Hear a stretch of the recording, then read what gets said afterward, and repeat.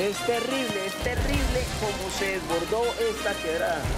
5:30, gracias por despertar con nosotros. Emergencia en San Gil, Santander. El desbordamiento del río Ponce y 2 quebradas genera una delicada situación en el municipio. Uno de los puntos alcanzados fue el polideportivo del barrio San Martín, donde había niños jugando un partido nocturno de fútbol.